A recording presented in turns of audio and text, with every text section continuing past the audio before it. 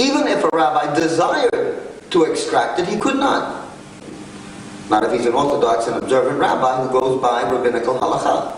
Because he's bound by what we call the word and the prayers of Chazal. Chazal means Chachamenu Zichrono Levracha, our wise men of blessed memory. And what Chazal has put in, we are of insufficient authority to remove. We must leave it in, and therefore here it stays.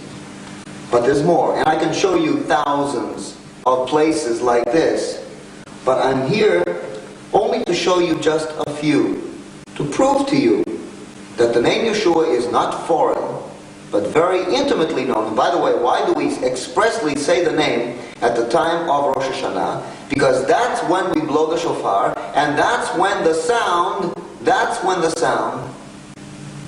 of the name is not likely to be heard by the nations, by the non-Jewish people who may very well be present.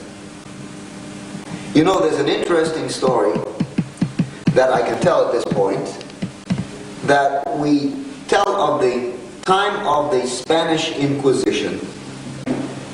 There was, at that time, a gentleman called Don Aguilar. Don Aguilar. And he was a famous Jewish composer of music, and as well as being a composer, he was a conductor. Don Aguilar was what we call a marrano. Marrano is the Spanish word for pig. And that was the word that they used about Jews who had externally, to save their lives or the lives of their families, converted to Christianity, and yet inwardly and secretly they maintained a full Jewish life, and they maintained it under threat of death, and a very painful death, a very horrendous death. Well, it came time after the Jews were expelled from Spain, that the Marranos, the Jews who had converted, remained behind, but always under suspicion.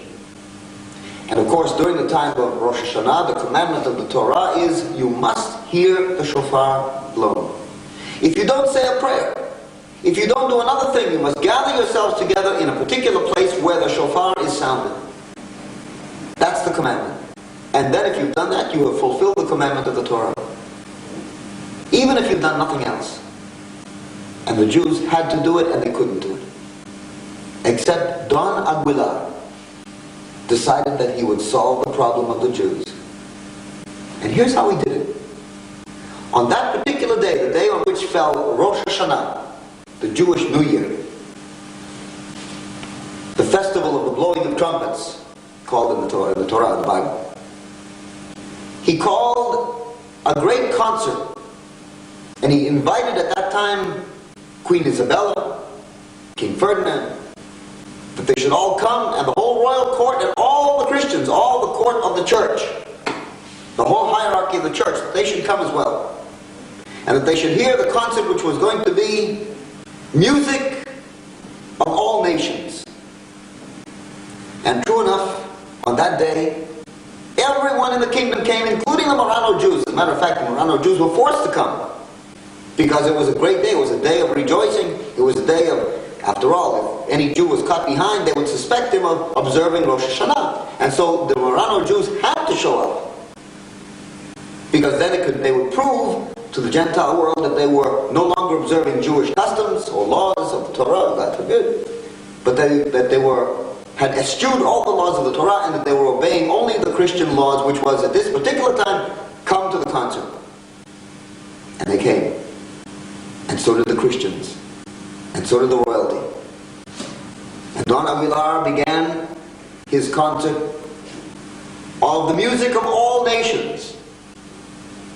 And everyone was thrilled by it, as the various musicians stood up and played different compositions, all in a medley of a song from all the nations of the world. And finally there was one section in which the musicians stood up, and they had a very strange instrument in their hand, known by no one, an instrument which we know as the ram's horn, the shofar.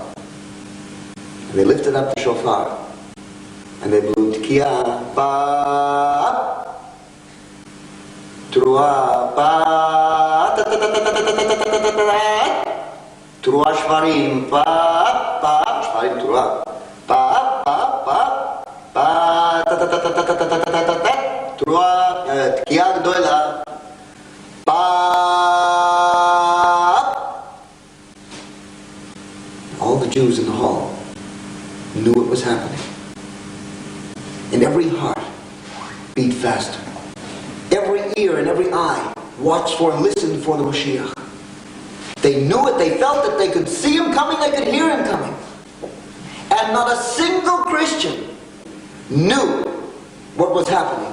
Not a single Christian realized that every Jew in that hall was calling upon the name of Yeshua and not upon the name that they had accepted via the Christians under forced conversion. That they were listening to the sound of the shofar and that they were uplifting the name of Yeshua, which had they been discovered, they would have met with a terrible death at the stake.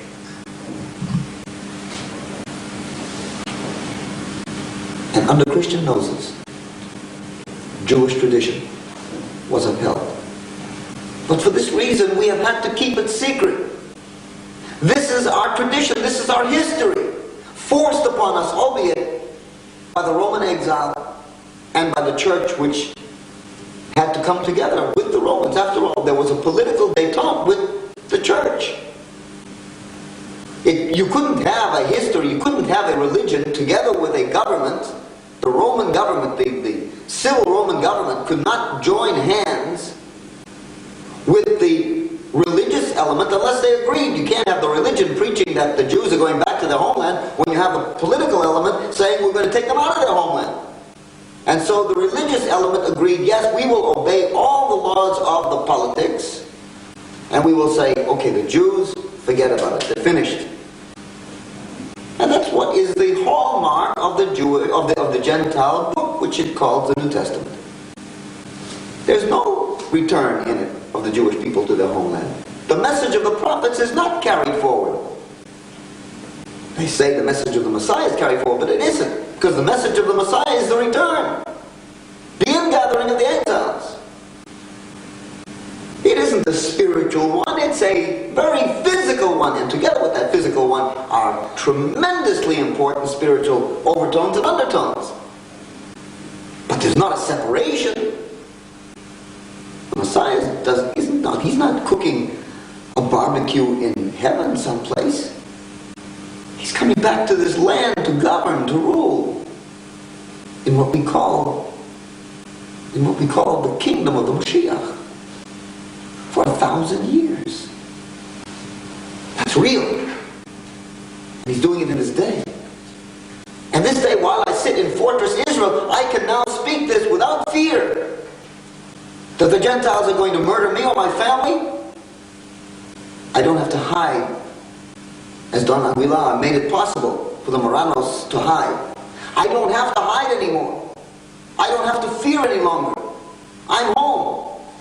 And if you're Jewish and watching me, please, you don't have to fear either. You don't have to kowtow to your Christian neighbor who may become offended when he learns that you know Yeshua better than he does, because he never knew him in the first place. You can come home and truly see what I see, and I'm going to give you now the next thing, which is what we say on Yom Kippur, 10 days after Rosh Hashanah. After we have just said the name of Yeshua during the time of the blowing of the shofar, the ram's horn, we then come 10 days later to Yom Kippur, and on Yom Kippur we come to the high point of the service, which is called Musaf, the additional service.